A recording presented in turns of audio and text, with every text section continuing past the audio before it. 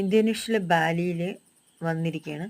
അപ്പോൾ ഞങ്ങൾ ബ്ലാത്തൂർ എന്ന് പറഞ്ഞിട്ടുള്ളൊരു അഗ്നിപർവ്വതമുണ്ട്. അതിൻ്റെ സമീപത്തുള്ള ഒരു ഹോട്ടലിൽ ഉച്ചഭക്ഷണം കഴിക്കാൻ വന്നതാണ്. ഈ സമയത്ത് തന്നെ നമുക്ക് ഭയങ്കര മൂടൽമഞ്ഞായി ഈ ഹോട്ടൽ മൊത്തം വ്യാപിച്ചു കിടക്കുന്നതാണ്. അപ്പോൾ 2-3 പ്രാവശ്യത്തോളം ഇവിടെ വന്ന ഞങ്ങളെ കൂടിയുള്ള ഗൈഡ് തന്നെ പറഞ്ഞു, അവർ തന്നെ ഇത് കണ്ടിട്ടില്ലായിരുന്നു, ഇത്രമാത്രം മൂടൽമഞ്ഞ് നിറഞ്ഞ ഒരു ഇത്. ഭയങ്കര മൂടൽമഞ്ഞും ഭയങ്കര തണുപ്പും. ഞങ്ങൾ വിചാരിച്ചു ഇത്രയും ഉയരത്തിലുള്ള ഒരു പ്രദേശത്ത് ഇങ്ങനെ ഉണ്ടാവുമല്ലോ. പക്ഷേ ഇത് പിന്നെ എന്താ പറയുക, പെട്ടെന്ന് വന്നതാണ്. പിന്നെ ഇത് യാദൃശ്ചികമായിട്ട് ഇങ്ങനെയൊന്നും നമുക്ക് കാണാൻ പറ്റിയത് നമ്മളെ ഭാഗ്യം തന്നെ.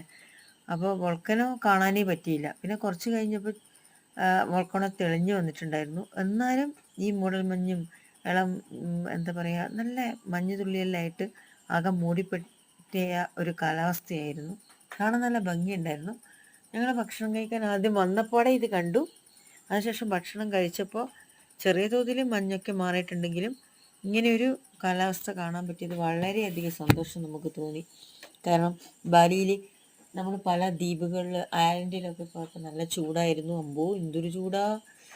പിന്നെ അപ്പോൾ ഈയിടെ യാത്രയുടെ അവസാനത്തിലാണ് ഞങ്ങളിവിടെ വന്നത്.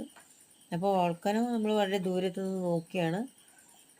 അത് 1804 ആണ് ആദ്യത്തെ വോൾക്കനോ ഉണ്ടായത്. അതിനുശേഷം 25 എത്രയോ തവണകൾ ആയിട്ട് ഇവിടെ അഗ്നിപർവ്വതം പൊട്ടിക്കൊണ്ടേയിരിക്കുക, ബ്ലാത്തൂർ.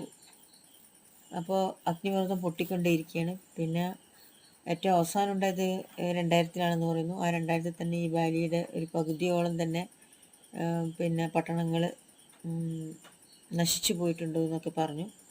പിന്നീട് പുനർജീവിച്ചതാണ് ഇപ്പം നമ്മൾ ഈ കാണുന്ന പ്രദേശങ്ങളൊക്കെ. അപ്പോൾ അതിന് ദൂരത്ത് നിന്ന് കാണാൻ പറ്റി.